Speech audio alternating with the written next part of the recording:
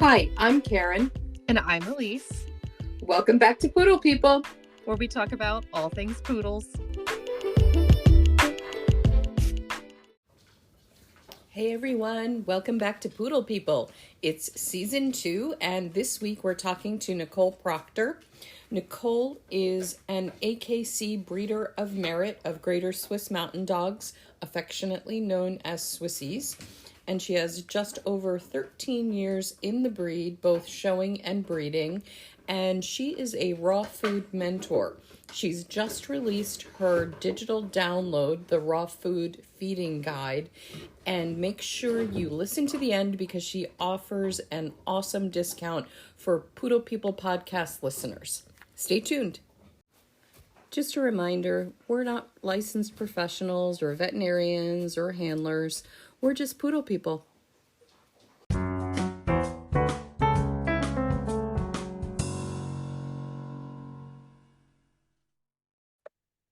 Hi, Nichole. Hello. How are you? I'm good. How are you? I'm great. I'm so excited and really pleased that you have time to talk to me because I've been so interested in your raw food protocol. So we'll definitely talk about that. But before we get to that, tell me just a little bit about yourself so the audience is acclimated. Okay. I'm really excited that you asked me to be here too. And so my breed is the Greater Swiss Mountain Dog, and I have been in this breed for just about 13 and a half years, my foundation.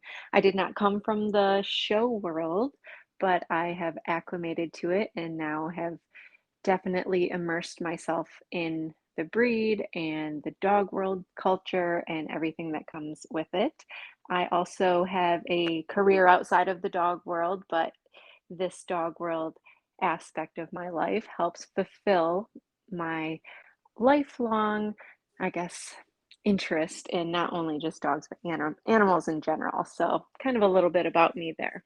Yeah, and we actually met at a dog show, which is kind of Yes. cool. Yes. So I was showing Alfred, and you were there with a really great group of friends. You guys made me feel so welcome, and I learned so much about Swissies. I had no idea.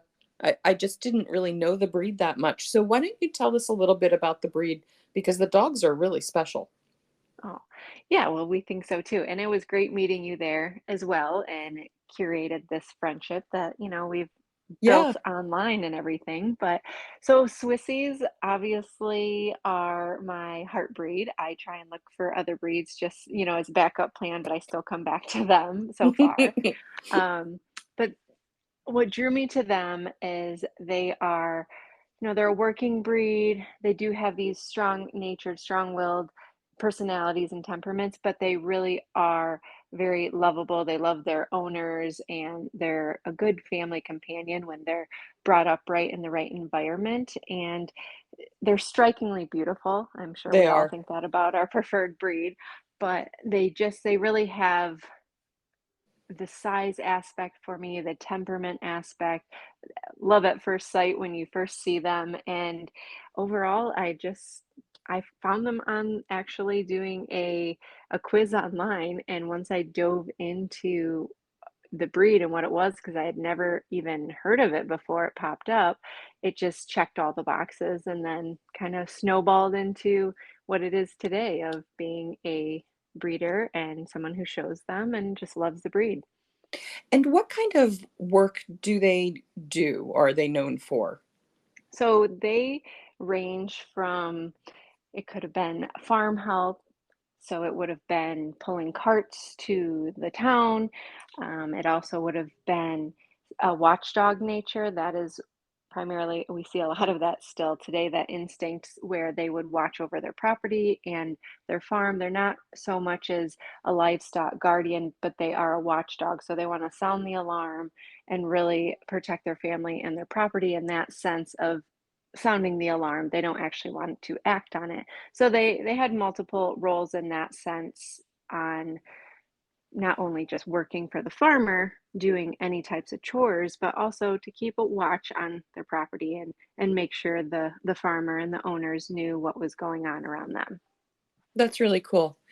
Mhm. And they are quite big dogs, so carting totally makes sense. What kind of size are your dogs? Are they all kind of similar, or do you see differences in Our breed size? standard does range quite a bit in comparison to others. Some are like very finite breed standards, but ours gives a little bit more leeway. So you will see a variation on that bigger side, but overall, they're still a big dog. My dogs currently all range about 26, 27 at the withers. I have females, and they roughly are anywhere from like 110 to 120-ish. Some get 125. So that's kind of the range that my girls are, but our breed standard does allow even for as low as around 24 inches and around 85-ish pounds. So we do have a wider range than maybe other breeds are used to. But I've had one that was a little bit more on the, I guess we'll call smaller side, but it's Hmm. still not very small. Right, those are pretty big dogs. Exactly. And how big are the males typically? So males, they can be anywhere. I've seen around 120 to 140 is generally an ideal range for them weight wise. And then for at the withers, they can, get up closer to 28 inches at the withers. I've also seen some really fit and just sound dogs at even 150-ish weight. So we definitely don't want to embellish their weights to, boast about their weights or anything like that. So I've definitely seen some on the larger end that still were fit and within good body condition for our breed, but it can range a little bit more than that as well. Okay. And I'll just give you a little plug right now because I love following your Instagram account. So if anyone is interested in learning more about this breed, this account will just show you what wonderful dogs they are. I love how you really capture that they are family dogs and they are inquisitive and playful and beautiful. So just remind our audience what your Instagram handle is, just in case they want to follow you. Yeah, of course. It is Hidden Hill GSMDS. And so that's Instagram. You can look that up. So it's basically Hidden Hill Greater Swiss Mountain Dogs with the acronyms at the end for the Greater Swiss Mountain Dog. Awesome. I wish my account was full of fabulous reels and beautiful pictures as much as yours. I Oh, try, well, but thank I you. don't post as often. So I Oh, definitely have Instagram envy for you, oh, your account. well, thank you. I started out the same way, actually, not even liking Instagram, and just Hmm. because it was out of my comfort zone. But I've just seen with the way the market and marketing has changed, it's really in all arenas has definitely leaned towards getting on social media. Even big corporate brands, you're seeing more of that. So it does get the awareness out there a lot better than even just my website.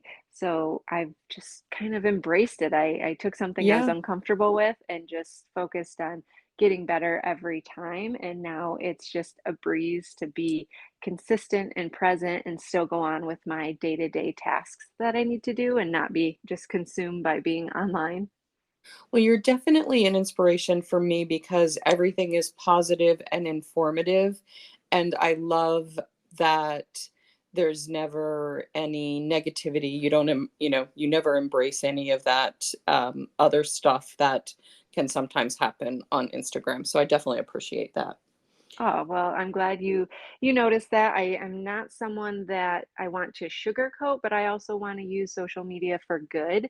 Yeah. And there's just so much that can go down the rabbit hole of bad on the internet. So I figure in my little corner of the internet, I'm going to do what I can to entertain and educate and hopefully give people even a behind the scenes look at what it'd be like to get a puppy from me, learn about the breed, how I raise my dogs and just how they live and give just a mutual connection feeling. I've gotten to know a lot of people through that avenue, and it's made me comfortable too, getting to know them and build relationships on even puppy placement. So overall, it's a great tool that I think more people should utilize and embrace and just try it little at a time until you feel comfortable. Yeah, I love that. So, speaking of education, can you fill in the blanks a little bit for me so that I understand why Greater Swiss Mountain Dogs are a relatively small breed? Because it there's something missing in my understanding because they're such great dogs. Why are they not, one of the most popular? Why are they kind of a niche breed? That is a good question because Oh, I mean, all of us that have the breed are just smitten, and we've had other breeds. And once we find this one, it's like, how are people not clamoring for this breed? But at the same time, popularity can also bring some negative aspects to that. So we do sure. hold it near and dear, and we're protective of our breed too once we're in it. So, a few theories once the whole Industrial Revolution came along and less need for a working farm dog happened. There's speculation that the popularity of just from a functional standpoint dropped off. There's Mm, also some theories that because this breed doesn't exactly free whelp as easy and they somewhat can be hard to get pregnant, they're not always textbook reproduction, even though a large breed you would think it'd be easy peasy. right. Yeah. So those types of factors can definitely affect the popularity. And then lastly, I would say temperament and personality. While we all that are in the breed are used to it and love it, it could be a little bit too much. The barking, the dominance, just the pushiness that and the stubbornness that can come with this breed may be too much for every home. So they're not really going to be that versatile home Okay. for everyone. So that's Yeah. where probably it can be too challenging for everyone across the board. But those that are up for the challenge can take on the breed, and that's when they are smitten. And, we just find those challenging moments to be sometimes part of the endearing things about them. Right. Okay. So that's good to know.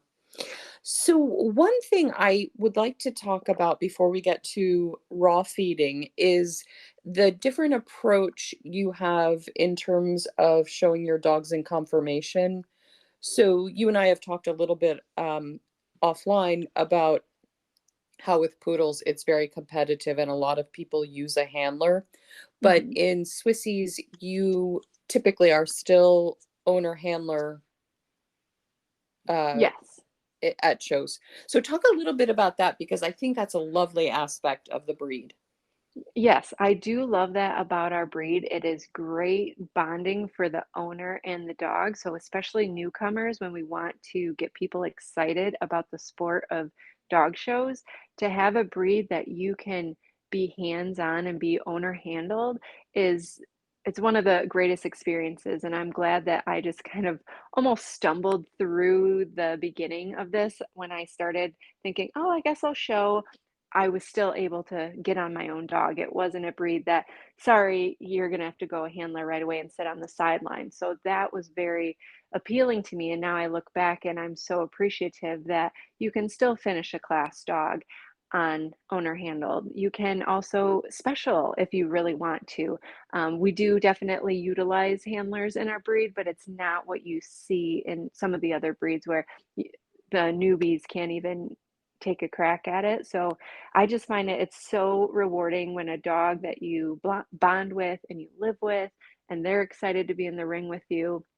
And I also count, I might not be like everyone else. I'm a competitive person, but at the same time, I count little wins that that dog and I have. So maybe it's just overcoming a certain struggle that they've been doing, but they performed, well and they overcame that, but I didn't officially get that win. Like I view those types of things and those interactions of showing to be wins in my book too. Of course, I want the official win, but at the end of the day, there are more wins than the official win, and I'm just fortunate and grateful that our breed, you can still go in and have those triumphs and those bonding moments with your own dog. It really is special. I have campaigned two of my dogs, And I have used a handler more recently because I really feel like I'm just not going to be that competitive with her.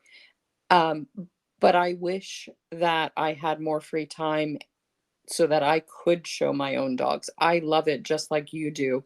It Mhm. really is such a special thing to be working with your dog that much and to teach them things, to have them be so responsive to you. And I love that for you. And I'm a little bit jealous because, here in the poodle world, we are dominated by professionals. So the bar is really high.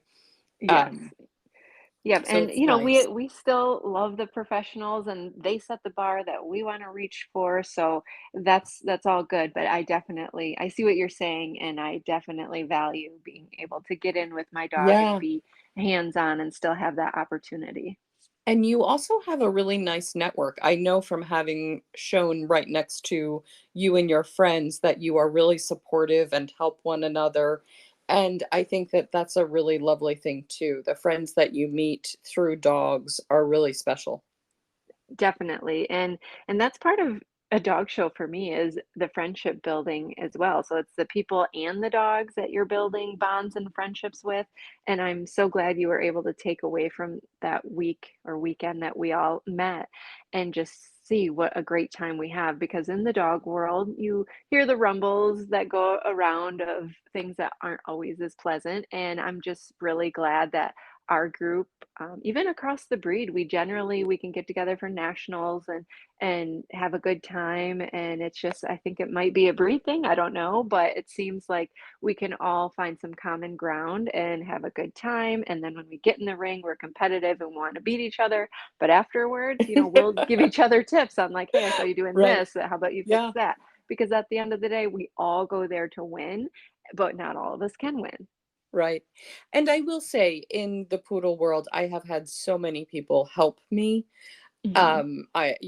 From professionals to amateurs, and people have been very, very generous and have saved me, when I have been making mistakes or things like that. It's a very generous world, even though it's dominated by professionals who want to win. Mhm. But there was something really nice about your friendship, um, you know, a bunch of young women enjoying their dogs and getting together to show them. I thought that was really nice. Ah, well, we Yeah. appreciate that you noticed it. Yeah. Yeah. Yeah. I like that you all like each other. It's always nice. Yeah, that always helps in something Yeah. like this. So let's get to raw feeding. So Okay. tell me, so I'll tell you what I do. And, I'm kind of interested and have never really gone this way, although I did an elimination diet for my dogs many years ago. But I typically just top dress with chicken and raw vegetables and fruit and things like that, um, and add to their kibble. But I know from Instagram and from your friend Lori that you are all in on raw food. And I'm dying to know how you manage it, what it costs, all of those things. So let's get started and talk about that. Okay. Yeah, so what you're describing what you do, I would say it is becoming more popular as kind of enhancements or toppers, and your dog will still see a benefit from having whole, real foods. And especially because you're starting with the base of kibble, so you are hitting those nutritional value contents, and then you're enhancing it with the whole, real foods. So that's definitely a good place to start. When I first saw someone feed raw food at a dog show, I thought it was the most disgusting thing I've ever seen.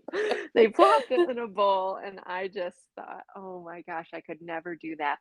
But as the years went on and I saw the dogs that were raw fed and how great they looked, condition-wise, coat, teeth, health, and then when you start reading upon it, you do see there's some undeniable results. So what I wanted to do after a transition of many years of watching and getting a little bit more comfortable, then I dove into the research aspect of it. And that's enough to make you like your head spin. There's so much information ranging from people who advise you to be so simplistic, it's overly simplistic that you're not getting all the nutrients that the dog needs, to super complicated that you are too afraid to even start. So I've been feeding raw for about 7 years now, but that's kind of how I started, was this absolutely no way could I do that, to, I don't know, maybe I could look at the benefits there, and just kind of dipping my toe in. So I really remember what it was like to go through that transition, and still at the end be overwhelmed. Even when I knew I wanted to do it, I still took about a year to really feed my first meal. It was just overwhelming at the time. So, give me an idea of what your dogs eat on a daily basis. Like, what are you feeding tomorrow? Okay, so I feed 3 meals a day, and 2 meals are raw, and 1 meal is kibble. And that is something that some raw feeders do not like to mix. I think that it provides convenience for me. First of all, it is cost effective. I just pick a kibble that I feel comfortable has high quality sourced ingredients, and so that's what I use. But I think it makes it really attainable for newbies to want to start feeding this as well. So what my dogs would get in those raw meals is, I feed primarily it's called a prey model raw, and that is going to focus around 80% meat, 10% bone, 5% liver, and another 5% of a secretion organ. So that's kind of my base, and my proteins, and for that meat, I'm also going to at least try and rotate 4 different proteins. So you see a lot of dogs that are assumed to have a chicken allergy. It's more so that they haven't been exposed to a variety of protein sources, and chicken is just one of the most popular, easily available protein out there. So then it often gets confused as an allergy when it's more so just an intolerance, because they've only ever had chicken and they build up an intolerance to it. So the variety is key for different nutrients, but also just making sure your dog doesn't develop intolerances. Okay. So, I love that. I love knowing that you also feed kibble. That makes it a lot less intimidating Yes. and And I closer to also what I cover that. actually do. Yeah. Yeah. Um, so what proteins do you use and how do you shop for the food? So proteins, my most common and easily available that most people can find would be chicken, beef, pork, and I can pretty much interchange duck pretty well. I can get access to that pretty well. Um, did I already say pork? Yes, you did. Okay, all right. So I already have that one. And then venison is another one that, so I generally can get access to those pretty easily. But the more that you have resources with where you buy your meat or have hunting friends, things like that, you will have access to more, like you can get lamb and elk and bison. So you can really, there's even, I've never fed camel. I mean, there's sources out there that you can get Right. that. So you at least want to start out with 4, and then the more access you have, just rotate those in. So those are going to be pretty easily accessible. And I try and get all mine. I am part of a local co-op, so that really helps keep costs down. I Hmm. also utilize international markets, which are going to have some of the different items that a standard grocery store is not going to have. And you can also, if, like I said, the hunters, if you have any hunters in your family that can get you deer, luckily I do. So I generally get venison for free for my dog. So that's a huge bonus there. And you can also utilize your network. So freezer cleanouts are something that not everyone considers. And many people don't want to see their food go in the garbage. They'd much rather Right. give it to their friend or family who has Right. a dog that they know feeds raw, because even though it's freezer burnt and it's not going to taste good for a human, it's going to be fine for a dog to consume. So Okay, that's, those are great tips. I love that. I was imagining you, scarfing up everything at Costco, but I'm glad to know that you're actually part of a community organization and utilizing some more local things. That's great. Yes, Um, and I definitely, have to make my runs to the grocery store on occasion. Butcher shops sure. are another one to really get familiar with your butcher because they can really get you the items too that aren't as readily available in standard stores. So, kind of your spleens or kidneys, those organs that you're not going to see everywhere. So getting back to one of the components, you said bone, right? 10% Hmm. bone? Yes. So every day your dogs are eating bone. Hmm.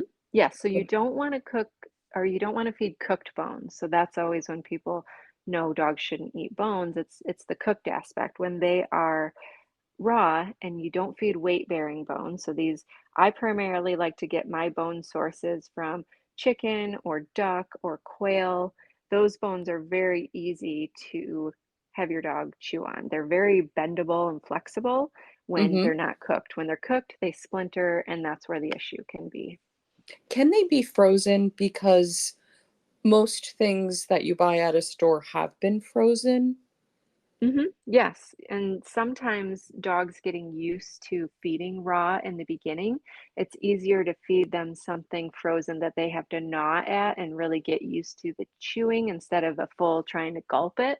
So yes, they can definitely chew on frozen. Sometimes I'll do a duck carcass and I'll stuff it with meat and I'll freeze it, and then that's a good meal that they can eat outside in the lawn. And helps me Oh, with the yeah, mess, and then yeah. they chomp away at that and clean their teeth and work at it that way. So what are some of the benefits that you see from feeding raw? Starting from, I guess we'll go nose to tail, their breath and their teeth are cleaner and low odor. Their overall odor of their whole body is less. Their skin and coat is shinier and healthier. They also, their stool is not only smaller, but there's less of it Hmm. and less gas. So, those are the things you'll notice right away. It's also Hmm. really hydrating. All the meat contains a lot of water content, so they aren't sucking down in as much water and being dehydrated from carb-based diets like a kibble that will go ahead and take the body sorry about that, and make it a little bit more on the drier side. So Hmm. that's where some of the benefit comes in there. And then overall, the vitality and longevity that feeding whole foods is going to provide versus things that aren't as species appropriate are going to help the longevity of your dogs and the overall health when done properly, of course. So yeah, those So would be the good benefits that I like out of them. yeah, I love that. So since you've spent so much time thinking about food, have you seen a difference in how you and your family approach food as well? That's kind of a joke because anyone that knows me knows I actually don't like to cook, and feeding myself is one of the things I just want to put no thought into whatsoever. I like to grab Okay. and go and hope it's healthy. That's My so husband funny. is the cook, so thank God that he is the one that takes the reins. I cook because we have to eat, but yeah, everyone in my immediate circle teases me on how well the dogs eat and then what I try and feed us. Okay, so I was thinking, that you were having liver every night or, some kind of awe-inspiring meal that I would never be able to choke down. So I'm glad to know that that's not true. No, only if my husband's making it do we have over the top meals and all the good stuff, but I'm pretty much like, we're gonna have chicken and brown rice and vegetables. That's what we're eating.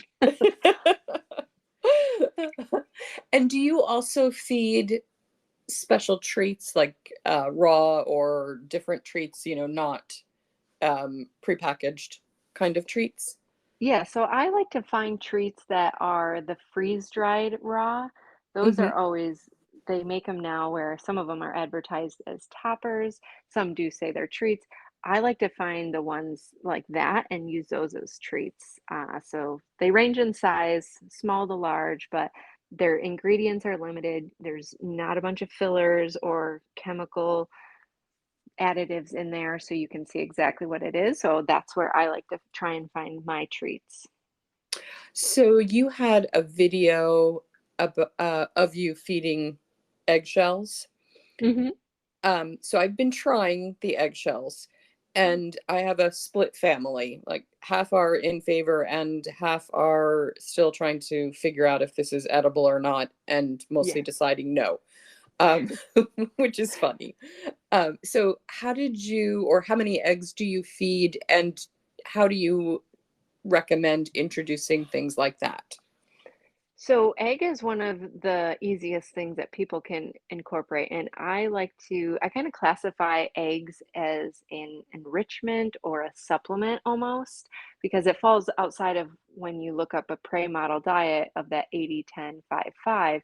But all those things like an egg or kefir, those help enhance and enrich the overall. So I call those enrichments, but an egg added to kibble is going to be something that it's going to benefit your dog as well. It's a complete protein with the amino acids and the protein that's all needed. But what you want to look for is a farm fresh egg. So are you feeding a commercial eggshell to your dogs or is it farm They raised? are farm.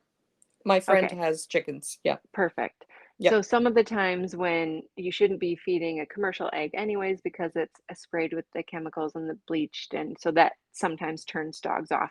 But other than that, it could just be a personal preference that they just don't like that. So it's completely okay. I do recommend that little membrane in the shell besides the yolk and the white that you Hmm. peel that out if they don't like the shell because that has a lot of nutrients in it. And so if you can at least pull that off and include that, you'll be definitely on the road of adding a lot more value to their food. Okay, that's good to know. Hmm. I don't know if you're a horse person or not, but it's kind of a very old-fashioned thing to also feed eggs to your horse, Mm. um, for the exact same things. So I think this is kind of an Irish thing, but it would be pretty common, for kind of old timers to add raw egg and sometimes Guinness beer to horse feed, to enhance coat, strengthen hooves, all of those things, which I think Yeah. is an interesting parallel. Definitely. And I do love horses, but I don't know a ton about them, but Hmm. that completely makes sense. It's definitely a powerhouse of a enrichment. So that's always something that people can add. And the shell just kind of depends. You want to watch calcium with growing puppies, that type of thing, but generally one egg a day, you'll be safe in those margins if you're feeding a raw food diet. And do you have your own chickens or do you buy sourced eggs? I have local people that have chickens, so I can Nice. Yeah, reap the benefits without all the work. me So, too. yeah, yes. I think about it sometimes and I'm like, "Wait a second, I'll just buy their eggs." And, they come not washed and Yep. I'll buy about 5 or 6 dozen at a time for the dogs and just that's their little ration of eggs and we have our own set. So, I definitely utilize the neighbors. I actually have a week without fresh eggs. I had to buy some at the grocery. My friend's pullets haven't started laying enough, so Oh, hopefully in okay. another week or two, I'll be back in fresh eggs. Um, Definitely. yeah, because that's definitely something I like to feed. Mhm. So how is your raw feeding guide laid out? I think it's a PDF, am I correct? Yes, so it's a digital download. So Okay. once someone purchases it, it's automatically emailed and it's 38 pages. And what I try to do is remember myself being that new feeder, just so excited, but also overwhelmed. So instead of taking like a book or a novel approach, which I read a bunch of books too, but you just kind of you fall asleep with too much information. Right. And you can't retain it all. So I took a Yep. kind of a visual approach. So there's lots of graphs and charts and just visually appealing information on there that will help break down certain subject matter. So it can build someone's understanding of why they're feeding the way they are, which then builds their confidence to continue feeding and not be overwhelmed. So you can easily digest the information and there's also embedded clickable links. So I list out good sources of raw meaty bones where you'd find your bone sources, and some of them you can actually click on once you download this, and it will take you to, let's say, a chicken thigh, and it'll give you all the nutrients if you're someone that really wants to dig deep into the nitty gritty. Not that you have to, but there's a lot of embedded information. I've also sourced whenever I will say research shows, I will include the source in which I'm referring to, because there is a lot of even people that agree with raw conflicting information on what people believe. So I tried to make sure I include enough information that backs up what I'm saying. I also went ahead and had a canine nutritionalist look at everything I've compiled because it's based on how I've been feeding for 7 years off of the information I have retained from other canine nutritionalists and veterinarians that support raw. So I'm not making any of it up, but I am not a canine nutritionist myself, but I still wanted their stamp of approval. So they were super impressed about how a newbie could take this information with the layout I've provided and just start building on it and get more elaborate if they choose to, or it's completely fine to stay within, a more moderate approach, which I feel like I'm a moderate approach feeder. I don't go into super intricate recipes and everything like that. So I've tried to lay it out so it's visually appealing so people aren't overwhelmed with just chapters upon chapters. And when you say recipes, are you actually cooking food for the dogs, or is it literally, it is literally raw, right? You're not Yes, really, you're it not is preparing raw. that much. Yeah. Yeah, Okay. there are some people you could choose to take those same ingredients and cook it less than, I think it's 200 degrees to maintain the nutritional integrity of it, not to kill Hmm. everything off, but I don't do that. So Okay. it's really intended as raw feeding, not to be cooked, but if someone wants to, they technically could.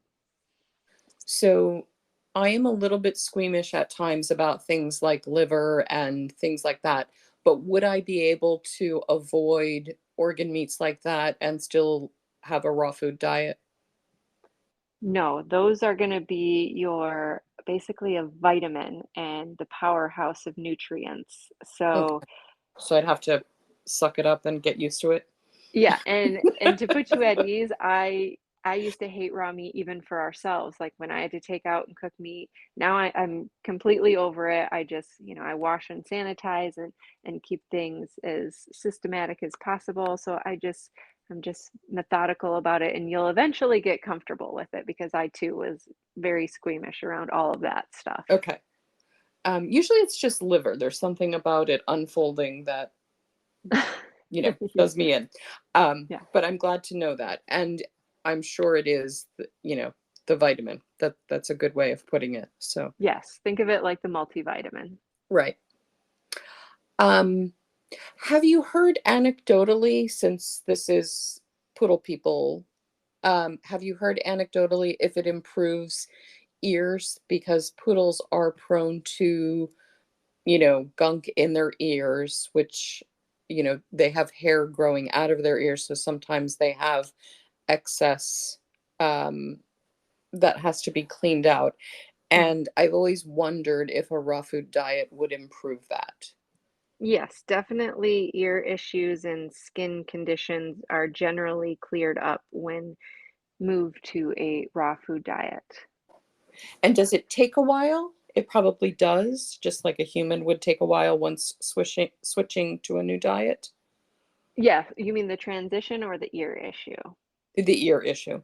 I think the I would dogs would say probably be this, yeah. delighted. So, Yeah, the severity of the ear problems, I'm sure factors into it, but you should start seeing an improvement within a week or two. The difference is you just have to transition into raw off kibble. So that's where, it can take a little bit of time. You don't want to just go cold turkey and upset them right. with something new. So yeah, you definitely, it's not super long to see an improvement. I luckily don't have any ear issues that I currently deal with, but it's something in the raw feeding community. Another one of the benefits that people find is ears and skin and coat health.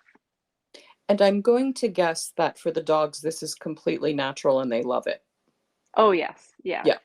Yeah. And I Um, didn't start my oldest girl's 13 and a half. So she didn't have it, the first half of her life pretty much, and she just took to it right away. So Yeah. that was, I got lucky. Some dogs, they've tried it later on and takes them a while to warm up to it. I think that my dogs could switch on a dime and be raw food for the rest of their lives and thrilled, Yes. because it seems like that's what they want. Hmm. So let's just recap a few things. How can people get the digital download, and how much does it cost? Okay, it is $59. And for this podcast, for the listeners, I have created a special code that they can get $25 off by using the code POODLE.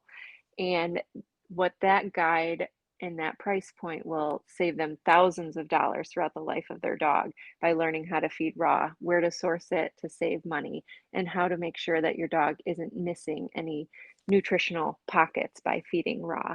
And they can find that they can either go to my Instagram in my link. There is a raw food link. They can either go to my website that says hiddenhillswissies.com, and it is under our favorite things shop. There's a tab that says raw feeding guide, and those are going to be the ways that you can access it.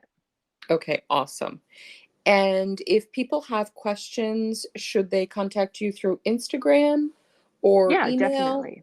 Instagram. Both. Okay. Yeah, either one. My email is listed on my website, and you can also find my website through Instagram. You can DM on there as well. So I'm pretty interactive with people that private message. But one of the reasons why I did create this guide in the first place was through the DM process of people seeing me feed a raw meal, even if I wasn't necessarily highlighting it, just showing what the dogs are doing and they're eating that, people would immediately DM me and be like, "Oh, is that hamburger? I want to feed my dog hamburger." And I'm like, "Wait a second, it doesn't have to be overcomplicated, but it's not that simple." So it Right, just right. became evident through my DMs that people needed a little bit more navigation in this and a step-by-step process. So I am responsive to those, and I build a good community with people who are followers and just comment on anything I really post. So Yeah, I love that it came naturally, and I'm sure, you have years of experience. So being able to offer that in one downloadable item that will answer all of the questions rather than you constantly trying to explain that to different people, I'm sure that that will hopefully free up your DMs a little bit. Um, yeah. but I also think it's really interesting to people, like it's kind of like poodles and grooming. You get a lot of grooming questions, Hmm. and people are always interested in feeding their dogs better, even if they're just armchair, you know, have an armchair interest. Yes. It's one of the things that's fascinating to most people. Yeah, and they Um, are finding the benefits, even if someone can only commit to doing one raw feel food meal a day, that's still going to benefit. So it's definitely not an all or nothing type of mindset that I come at it with. I think anytime you can add the whole foods, your dog's going to benefit. And one thing I wanted to cover that I don't think we hit is the cost of it, because the oh, popularity of right. raw Yeah. feeding is happening. You're seeing commercial companies pop up so much, and some of them are great, and some of them are still lacking. Just even me not being a nutritionalist, I can see the deficits in the ingredients. It's just that a dog shouldn't be on that, long term. So you're seeing a lot of that. So once you have the understanding from this guide, it'll help you pick apart those as well, because what those commercial foods offer you is convenience, but you're going to pay for it. So this guide also will help you if you have to occasionally order commercial because it's convenient, you're going to pay more, but you want to make sure you're picking the right one. And then this guide will help teach you how to make your own meals, which I just did a recent calculation for someone who had this question. And basically, a for my large breed 120-pound adult is about, I think it was about 260 a meal. And once you start getting into the commercial, you're at anywhere from $6 to $10 a meal. So that's why it Wow. makes it Yeah. unattainable for a lot of people to even try to feed raw, especially if you're in that large breed category. So Right. that's where too, I completely understand the convenience of commercial, but once you know what you're doing and you can source these ingredients at a better cost, it's going to make it more attainable for anyone to even incorporate one meal a day. This is a lot like cooking at home, and eating fresh, wholesome foods versus buying HelloFresh or something like that, where you have a pre-made meal. You Yes. can really see the difference that cooking from scratch at home is definitely your less expensive and healthier option. So I love Yes. that we have the ability to offer that to our dogs now. Hmm. And yeah, pet parents are really putting their dogs first in these generations now, and they're really putting some of the companies' I guess, integrity in their ingredients on the line. They want them to have good ingredients, and if they're not going to provide it the way they want, they're getting savvier and smarter and going ahead and doing it themselves as well. And there are some really great companies out there, but it's also not always financially possible to feed a large breed dog that Right, 100% of the time. right. Well, Mhm. thank you so much Well, thank you. This was for. so fun. Oh, good. I'm glad you enjoyed it. I've always wanted you on the show, so I'm glad that we both had time this week to sit down and talk about your new guide. Oh, good. Well, I'm happy to be here, and I'm just so grateful that I met you at that Louisville dog show. Me too. Thanks so much. You're welcome. Bye. Okay, bye-bye.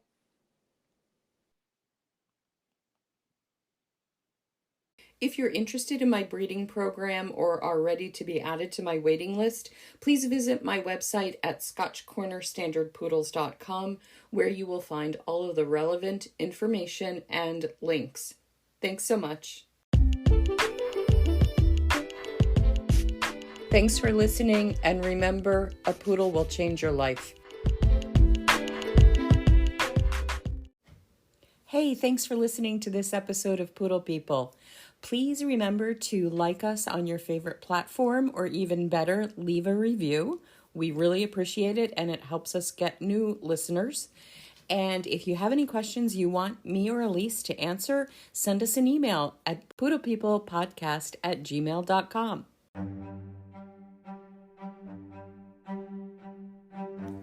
Thanks for listening to this episode of Poodle People. See you next week.